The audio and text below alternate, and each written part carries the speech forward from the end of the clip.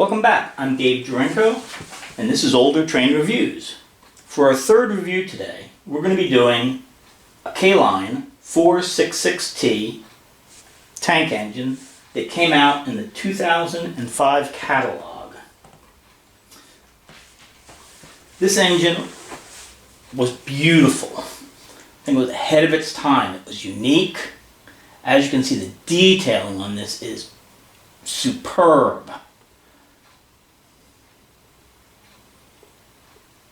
It was gorgeous.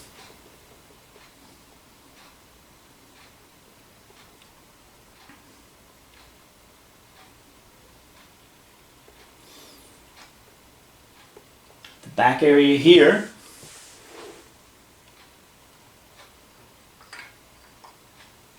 is where all your controls were. You can see your run switch, sound on and off, all that master volume control, everything was right there. And it's a little bit, you gotta jiggle it to get it on. There we go. Okay. Backup light. Beautiful lettering. Electrocoupler. It had synchronized smoking engine. This was one of the earlier ones that came out. And the smoking had a bit of a problem, but when I got mine a couple of years ago from the Eastern Depot when they were having blowout sales. She was packing it in, and I saw this on her website for $3.99. She had a couple of them, so I got one, and she said that she would be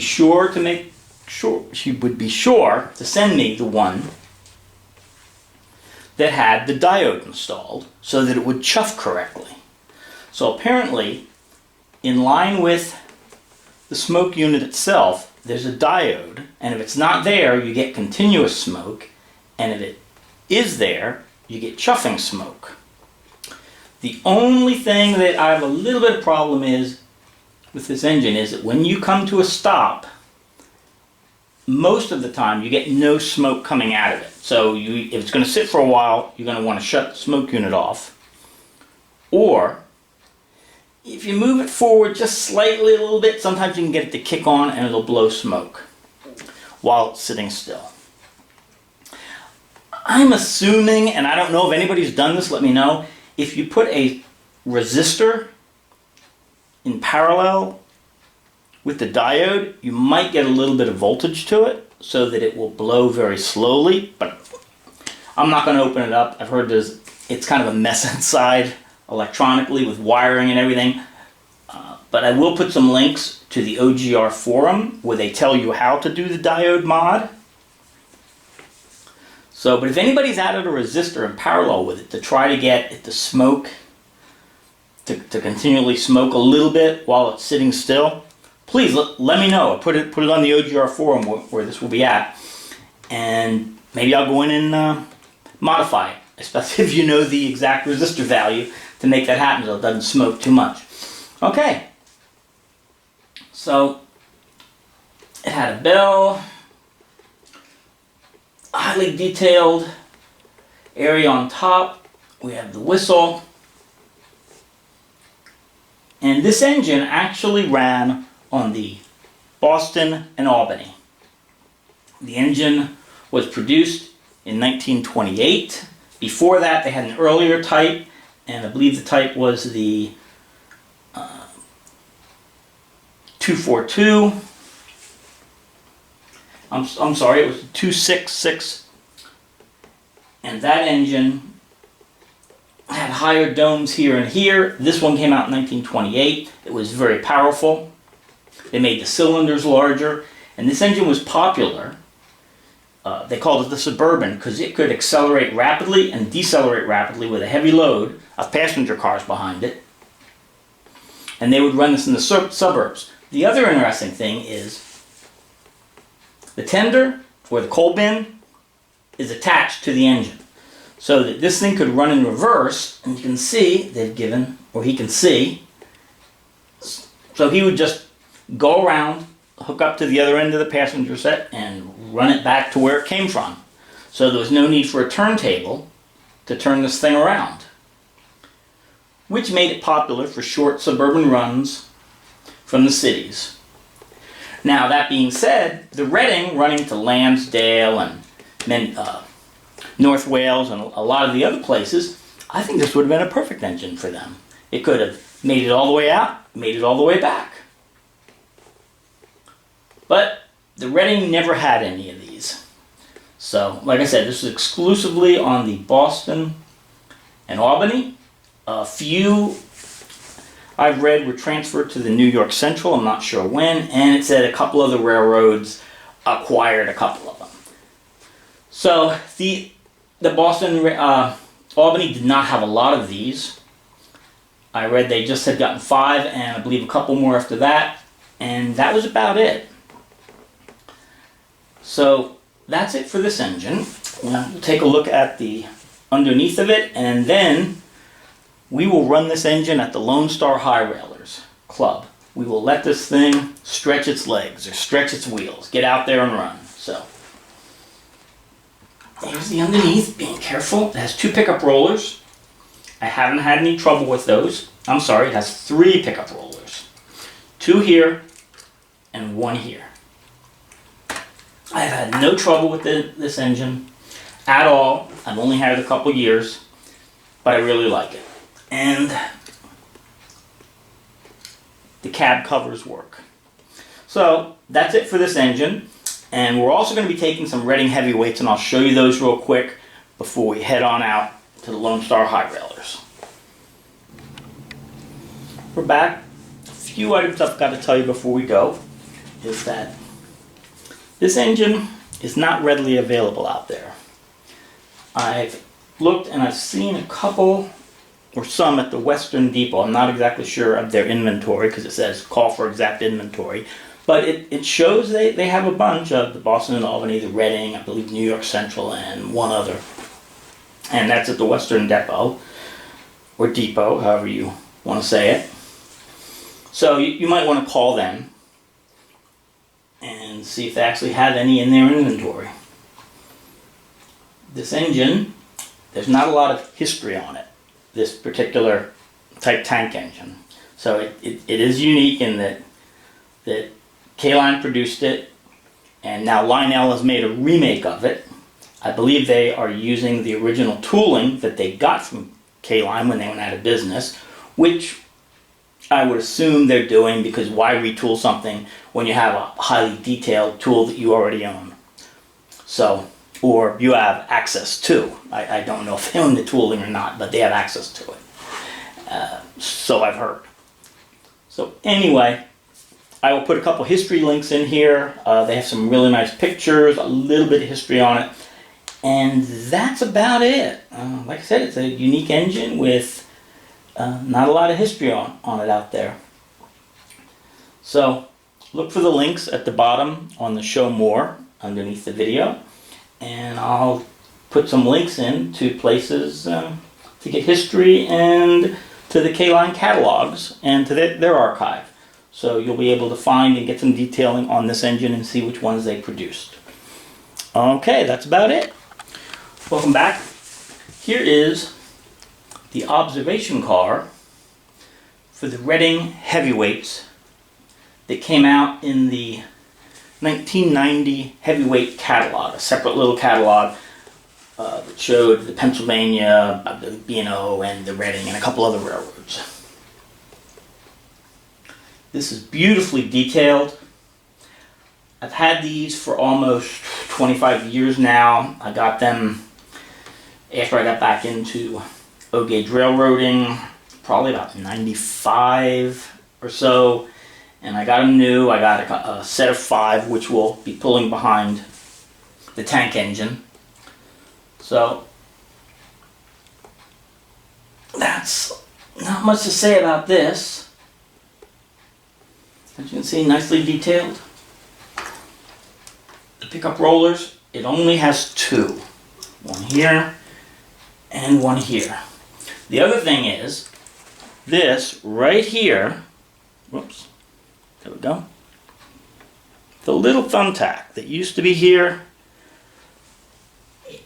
all of them, all the cars would get caught going over a switch. They would short out, they were just hanging a little too low. And since I never used those, I snipped them off. I tried putting tape on them, didn't matter, they still kind of brushed over it, so I just snipped them off and said the heck with it. And since I don't use any thumbtack disconnecting magnets or anything like that, track, I don't worry about it. So that's it for this car. Like I said, it's I've had them for 25 years and it still runs great. Lighting still works. Oh, that's another thing about the lighting on these. I actually put lower wattage bulbs in them. I just thought that with the silhouette in the window, the original lighting was too bright. So when the bulb started to go out, I just replaced them with lower wattage, and I'm very happy with the lower wattage bulbs. It gives a nice glow inside now. Instead of seeing a bright area here, then it dims out and a bright area here. So I'm happy with that. And they come apart real easy. Screw here, screw here, screw here, screw here. I believe that's it. And the top comes off. The only problem is when you do the baggage car, you have to be careful of the doors so that they don't pop out. Other than that, that is it. So we're gonna head to the Lone Star High Railers and give these things a run.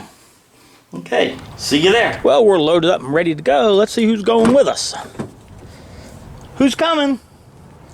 Who's coming along? Anybody coming? Wait a minute. You went last time.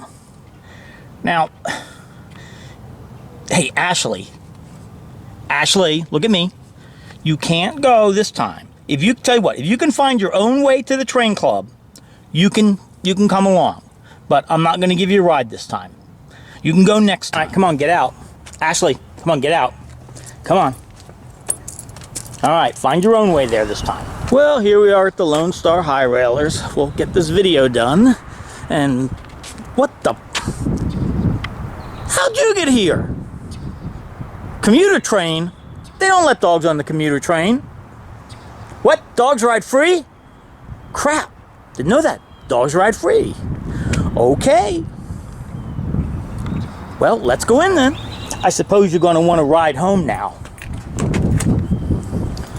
Well, anyway, here is the Lone Star High Railers.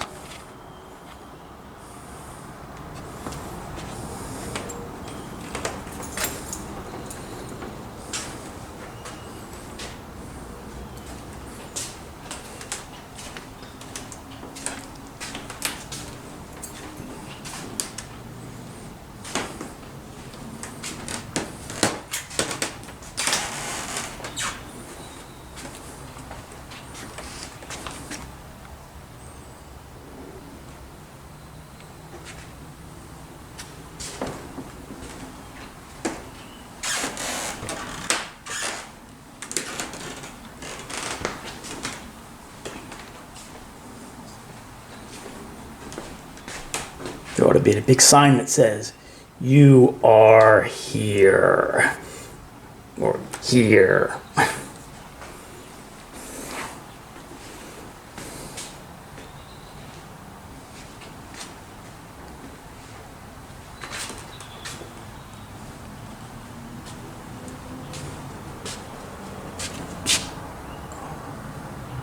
Is that the commuter train you were on, Ashley?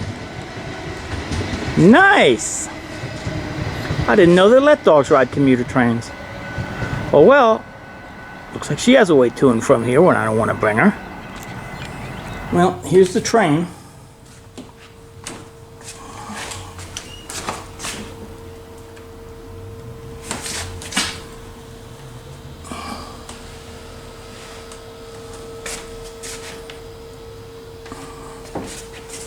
I cleaned the plexiglass for you, so.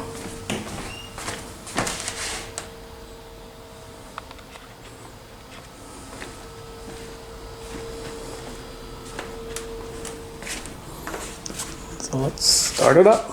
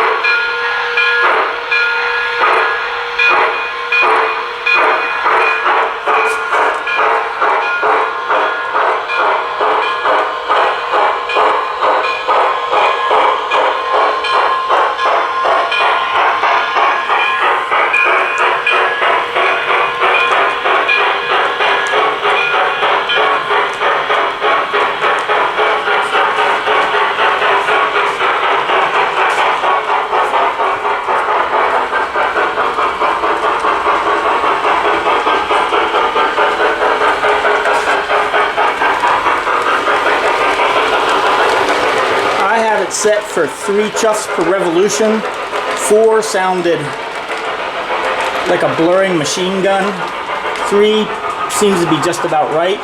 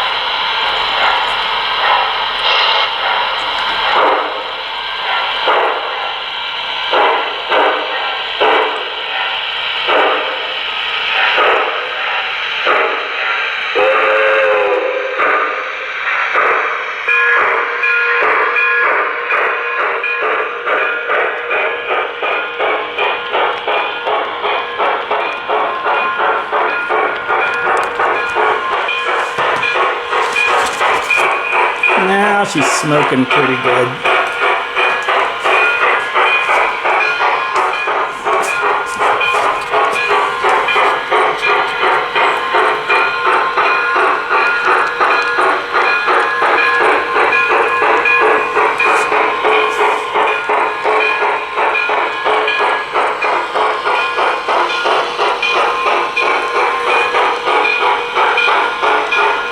Well, that's it. That's how she runs. Next, I think we'll let the Camelback have a little run. You can see that one stretch its legs. Okay, well, that's it. If anybody's wondering how I get my stuff here, I've got a Tupperware or Rubbermaid container that I carry a lot of stuff in, but I've also got this. And this is a double stack. There's another layer underneath that. And this thing is great.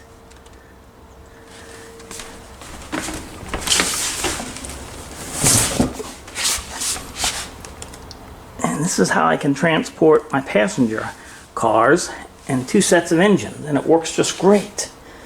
I got it at a train show a couple of years ago, and actually 10 or 12 years ago, and I haven't been able to find one since. I've heard they don't make them anymore, but if anybody out there knows if they still do, if you can find the topic that this video was under on the OTR forum or on YouTube, drop me a line and just tell me who makes them. I might get another one. Okay, well, thank you very much. If anybody knows where one is, or if anybody still makes them, and like I said, I'd like the double stack like this, because it's the perfect size. And here it comes. And remember, it's 1 chuff per revolution. You can barely see the smoke coming out.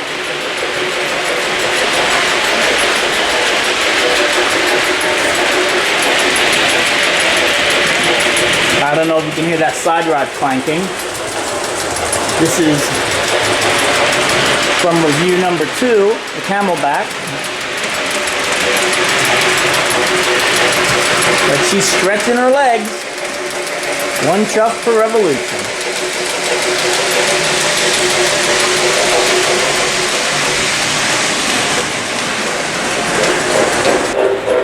Here it comes. You can hear that 1 chuff per revolution.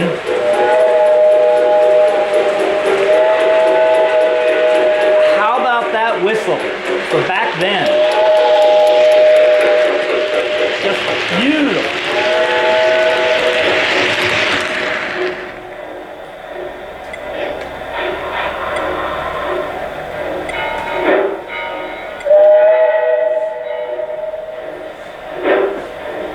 That's a mournful whistle that should be going through the mountains. You can just hear almost hear it echoing off the sides of the mountains.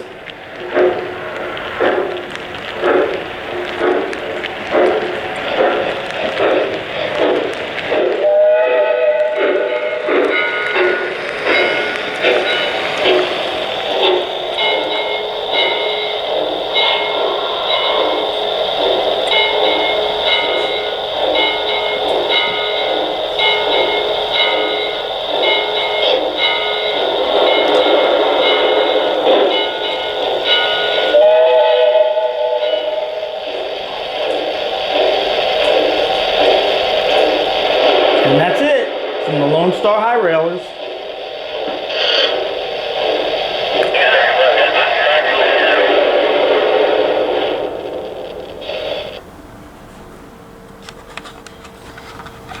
Well, we're going to get going now. Ashley's got to get up to the train station to get the commuter train home. So, anyway, thank you for coming by and seeing the layout. And we'll see you on review number 4. Have a nice day. You better get going, Ashley.